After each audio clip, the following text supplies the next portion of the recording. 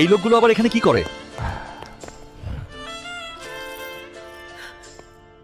এই চেইন তোমাদের মতো গরিবদের জন্য না, এটা কোনো ফুটপাতের দোকান না।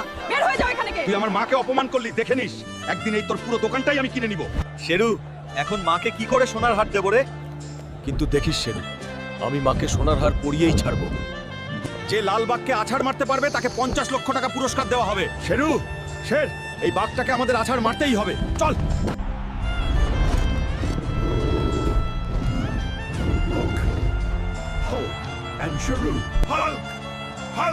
শেরু, আজ একে হারিয়ে 50 লাখ জিতবই।